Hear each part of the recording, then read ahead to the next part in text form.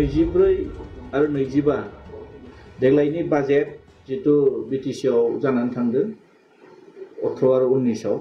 बे 18 आरो 19 नि बाजेट बे बाजेटनि सायाव आं माखासे रायजो राजाफोरनो माखासे खेंफोरथि होनो सानदों मानोना दिनै बर्तमान जाय इउपिपिएल सरकार प्रमद बर'नि दैदेननाय सरकारा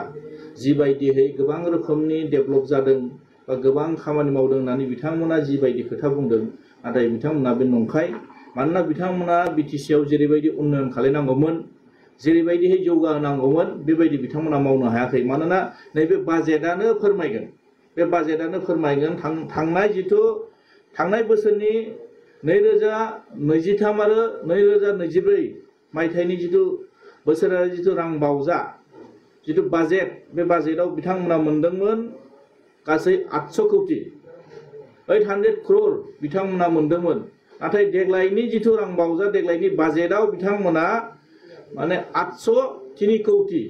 803 crore बिथांमोना देग्लाय मोनदों बेहायनो फोरमान मानोना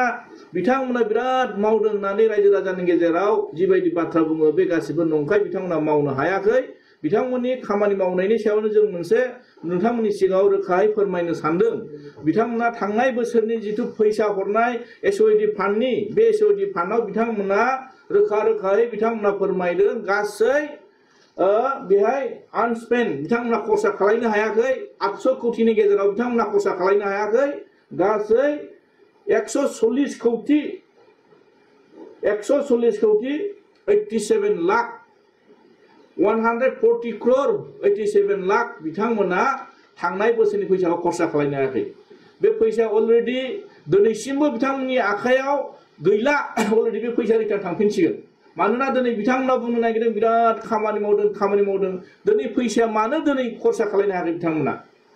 बिथांमोना दिनै बुंनो नागिरो जों बिटिसिआव गोबां रोखोमनि खामानि मावबाय गोबां रोखोमनि डेभेलपमेन्ट जाबाय बिथांमोना जितु रांखौनो जुदि खरसा खालामनो हायाबा बबेयाव डेभेलपमेन्ट जादों नंखायनो आं दिनै रायजो राजानो बेखौ रोखायै फोरमायनो सानदों बिथांमोना बुंनाय बाथ्राया नंखाय खोथायाव बिराद मोजां खोथा बुङो बिथांमोना बिराद डेभेलपमेन्टनि खोथा बुङो उन्नयननि खोथा बुङो नाथाय दिनै जों नुनो मोनदों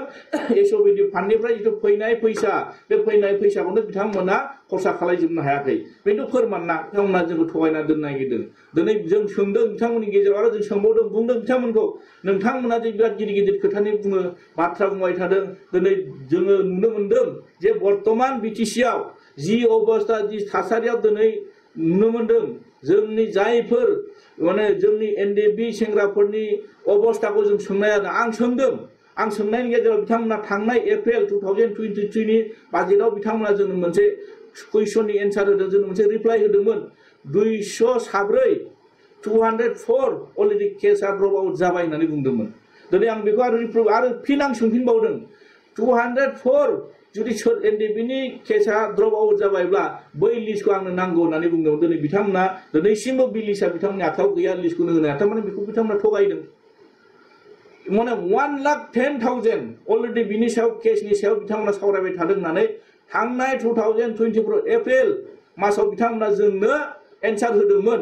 4 एप्रिलाव जानाय माखासे 2023 आव जानाय 2023-24 नि बाजेटआव जानाय माखासे कुइसन आं लाबोनायाव बिथांमोननो बे खोथाखौ बुंदोंमोन बिथांमोना जे